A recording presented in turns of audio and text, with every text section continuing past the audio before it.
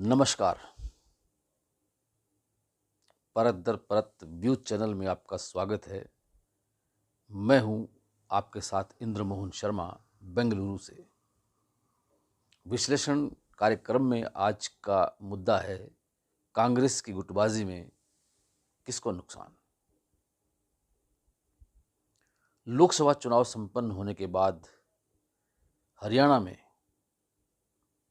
लोकसभा की 10 सीटों में से 5 सीटों पर कांग्रेस ने जीत दर्ज करवा ली। लेकिन इसके बावजूद कांग्रेस में गुटबाजी बरकरार है। और हैरत की बात है कि पिछले करीब 10 वर्षों से हरियाणा में कांग्रेस का संगठन भी कोई मजबूत नहीं है, लेकिन गुटबाजी अभी भी बरकरार है। कहने को तो हरियाणा में कांग्रेस के 4 गुट बताए जाते हैं, जिनमें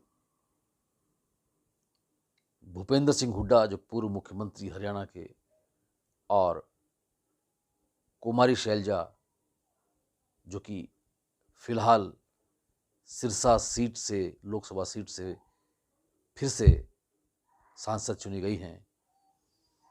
एक है रणदीप सुरजेवाला और एक है किरण चौधरी।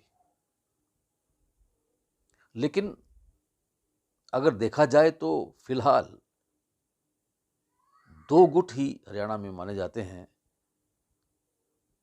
जिनमें से एक भूपेंद्र सिंह हुड्डा का गुट है, जबकि दूसरा गुट SR के यानी कि शैलजा, रणदीप सुरजेवाला और किरण चौधरी का है। एक गुट और भी पनपा हुआ है, पूर्व केंद्रीय मंत्री और कांग्रेस के वरिष्ठ नेता चौधरी वीरेंद्र सिंह का, जो पहले भी कांग्रेस में ही थे लेकिन बाद में वो बीजेपी में चले गए। और उन्होंने बीजेपी में जाकर अपने बेटे IAS को VRS दिलाकर बीजेपी में ज्वाइन करवाया और बीजेपी की टिकट पर चुनाव लड़ाया, और वो हिसार से सांसद भी बने 2019 में। लेकिन इस बार उनका जब लगा कि टिकट कट सकता है तो उन्होंने बीजेपी छोड़कर कांग्रेस ज्वाइन कर ली। उसके बाद खुद चौधरी वीरेंद्र सिंह ने भी कांग्रेस ज्वाइन कर ली, ये सोचकर कि हिसार से कांग्रेस सीट पर बृजेंद्र सिंह को चुनाव लड़ाया जाएगा। लेकिन कांग्रेस ने बृजेंद्र सिंह को टिकट नहीं दी, बल्कि जयप्रकाश को दे दी और जयप्रकाश जीत भी गए। इस तरह से अब कांग्रेस में जबरदस्त गुटबाजी 2 गुटों में है, भूपेंद्र सिंह हुड्डा और कुमारी शैलजा। और दोनों की नजरें हरियाणा के आगामी विधानसभा चुनाव को लेकर मुख्यमंत्री की कुर्सी पर टिकी हुई है। और इन दिनों में हाल ही में भूपेंद्र सिंह हुड्डा और कुमारी शैलजा के बीच और हरियाणा कांग्रेस के अध्यक्ष उदय भान के बीच परस्पर जो बयानबाजी हो रही है और हुई है, उससे लगता है कि गुटबाजी और ज्यादा तेज हो रही है। कुमारी शैलजा ने टोहाना में एक प्रेस कॉन्फ्रेंस में ये कह दिया कि अगर कांग्रेस का टिकटों का बंटवारा सही तरीके से हो जाता तो कांग्रेस 5 से भी ज़्यादा सीटें हरियाणा लोकसभा सीटों में जीत सकती थी। और उन्होंने मुख्यमंत्री के दावे के बारे में पूछे गए सवाल का जवाब देते हुए कहा कि मुख्यमंत्री बनाना कांग्रेस हाईकमान के अधीन होता है। जिसे कांग्रेस हाईकमान चाहेगा मुख्यमंत्री वही बनेगा, लेकिन पहले हरियाणा विधानसभा का चुनाव जीतना जरूरी है। इस बीच उन्होंने ये भी माना कि हरियाणा में कांग्रेस की गुटबाजी बरकरार है, कोई माने या न माने, लेकिन शैलजा ने ये कहा कि गुटबाजी है लेकिन इसके बावजूद भी वो बेहतर प्रदर्शन कर सकते हैं। उधर भूपेंद्र सिंह हुड्डा ने एक प्रेस कॉन्फ्रेंस में कहा कि अगर सही तरीके से और ज़्यादा मेहनत की, बिना संगठन के भी हमने मेहनत जो भी की है उससे हरियाणा लोकसभा सीट पर 0 से 5 पर आ गई है कांग्रेस। और उधर हरियाणा कांग्रेस के प्रदेश अध्यक्ष उदय भान ने कहा कि कुमारी शैलजा को इस तरह से खुले मंच पर किसी तरह की बयानबाजी नहीं करनी चाहिए। संगठन को लेकर, गुटबाजी को लेकर अगर कोई बात है तो उन्हें पार्टी के मंच पर आकर वरिष्ठ कांग्रेस नेताओं से करनी चाहिए। तो इन बातों से लगता है कि कांग्रेस में गुटबाजी तेज होती जा रही है। हाल ही में कुमारी शैलजा ने टोहाना के बाद सिरसा जिला के कालांवाली में भी कार्यकर्ताओं को संबोधित किया, उनको आभार जताया जीत के प्रति। और उन्होंने कहा कि सिरसा लोकसभा सीट में अगर जीत की दृष्टि से देखा जाए तो सभी 9 हलकों में कांग्रेस ने बढ़त ली है, जीत दर्ज कराई है, लेकिन सबसे ज़्यादा बढ़त टोहाना में 1 नंबर पर रही है और जबकि कालांवाली दूसरे नंबर पर रही है। और अगर सिरसा जिला की बात करें तो कालांवाली विधानसभा क्षेत्र में कांग्रेस की बढ़त सबसे 1 नंबर पर रही है। आपको बता दें कि कालांवाली विधानसभा क्षेत्र से कांग्रेस के ही विधायक शीशपाल केहरवाला हैं, जिनकी मेहनत से, उनके साथियों की, उनकी टीम की मदद से कुमारी शैलजा ने कालांवाली विधानसभा क्षेत्र से बहुत अच्छी बढ़त हासिल की। लेकिन इन सब के बावजूद अब सवाल ये उठता है कि क्या आने वाले विधानसभा चुनाव में कांग्रेस फिर से सत्ता पर काबिज हो सकती है। आपको बता दें कि 2019 में जब लोकसभा के चुनाव हुए थे तो उस वक्त हरियाणा की सभी 10 लोकसभा सीटों पर कमल के फूल खिले थे, यानी कि बीजेपी ने जीत दर्ज कराई थी। और उस जीत की खुशी में जब आगे विधानसभा चुनाव हुए तो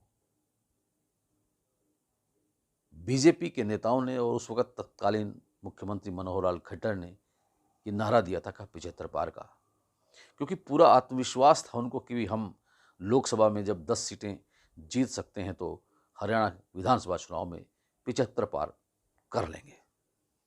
लेकिन जब नतीजे आए तो वो 40 पर ही आकर अटक गए, जबकि कांग्रेस में संगठन नहीं था। फिर भी वो 2019 में विधानसभा चुनाव में 31 सीटें ले गए। भूपेंद्र सिंह हुड्डा ये मानते हैं कि संगठन फिलहाल नहीं है, लेकिन इसके बावजूद भी अगर मेहनत की जाए तो जैसे कि अब ये लोकसभा चुनाव हुए, इस बार तो उनमें 66 सीटों पर कांग्रेस ने बढ़त की है, तो उनको ऐसा लगता है कि आने वाले विधानसभा चुनाव में कांग्रेस 60 और 65 सीटों के बीच चुनाव जीतेगी और अपनी सरकार बनाएगी। लेकिन जिस तरह से बीजेपी ने 75 पार का नारा देकर सिर्फ 40 सीटों पर सिमट कर रह गई थी, कहीं कांग्रेस नेताओं का ये आत्मविश्वास उनको ले न बैठे कि 66 सीटें अगर उनकी बढ़त में आई हैं इस वक्त लोकसभा सीटों पर, तो कहीं वह फिर से आधे में न रह जाए। तो ऐसा अगर रहता है तो बड़ा ही घमासान होगा। बीजेपी और कांग्रेस में आने वाले विधानसभा चुनाव में जबरदस्त टक्कर होगी। हालांकि जेजेपी और इनेलो क्षेत्रीय पार्टियां भी अपना दमखम दिखाने का प्रयास करेगी, क्योंकि उन्हें अपना अस्तित्व बचाए रखने के लिए 6% वोट लेना ज़रूरी है, नहीं तो उनका चुनाव निशान जब्त हो सकता है। हालांकि फिलहाल इनेलो और जेजेपी में कोई इतना उत्साह नज़र नहीं आ रहा है कि वो विधानसभा चुनाव में बेहतर प्रदर्शन कर सकें, लेकिन राजनीति है, जैसे जैसे हरियाणा विधानसभा चुनाव के दिन नज़दीक आएंगे वैसे वैसे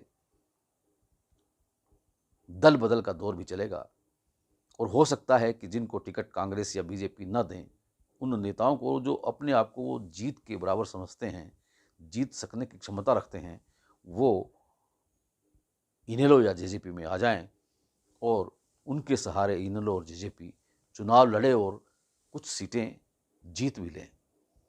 ऐसा हो सकता है, लेकिन फिलहाल अभी कुछ नहीं कहा जा सकता इस बारे में। रही बात आम आदमी पार्टी की, तो आम आदमी पार्टी का भी अस्तित्व हरियाणा में फिलहाल नज़र नहीं आता है। बेशक वो दिल्ली में सरकार बनाए हुए हैं, पंजाब में सरकार बनाए हुए हैं, लेकिन जो लोकसभा के चुनाव परिणाम आए हैं उससे लगता है कि दिल्ली में आम आदमी पार्टी का सफाया हो रहा है और पंजाब में भी कोई बेहतर प्रदर्शन नहीं हुआ है। तो इसलिए ऐसा लगता है कि अब आम आदमी पार्टी का भी भविष्य बहुत अच्छा नहीं कहा जा सकता। उनकी झाड़ू का तिनका बिखरता जा रहा है, और आम आदमी पार्टी के सुप्रीमो और दिल्ली के सीएम अरविंद केजरीवाल फिलहाल तिहाड़ जेल में बंद हैं। उनके जो अन्य नेता हैं, चाहे वो मनीष सिसोदिया हैं, चाहे वो सत्येंद्र जैन हैं, वो भी जेल में बंद हैं। केवल एक संजय सिंह हैं जो फिलहाल बाहर हैं, और आम आदमी पार्टी के कुछ अन्य दिल्ली के जो विधायक हैं उन पर भी नकेल कसी हुई है, वो कभी भी जेल में जा सकते हैं। तो फिलहाल ये एक सिनेरियो है हरियाणा का राजनीति का, और इस सिनेरियो को देखते हुए लगता है कि आगे जब विधानसभा चुनाव होंगे तो उनमें ज़बरदस्त घमासान होगा। पार्टी के भीतर भी होगा, पार्टी के बाहर भी होगा, मंच पर भी होगा और मंच के पीछे भी होगा, और उस घमासान में कौन किसको मात देता है ये आने वाला वक्त ही बताएगा। विश्लेषण कार्यक्रम में आज इतना ही। कल फिर किसी नए मुद्दे के साथ आपसे रूबरू होंगे। तब तक के लिए इंद्र मोहन शर्मा को इजाज़त दीजिए, और ये चैनल अगर परत दर परत अभी तक आपने सब्सक्राइब नहीं किया है तो सब्सक्राइब कर लीजिए, और बेल आइकन के बटन को ऑल करके क्लिक कर लीजिए, ताकि जब भी हम कोई शो करें तो उसका नोटिफिकेशन आपको मिल जाए यूट्यूब पर, और आप उसको देख सकें, भली भांति परख सकें और कमेंट बॉक्स में कमेंट भी कर सकें। ये वीडियो अगर आपको पसंद आया है तो इसे लाइक कीजिए, शेयर कीजिए। आपका बहुत बहुत धन्यवाद, बहुत बहुत शुक्रिया।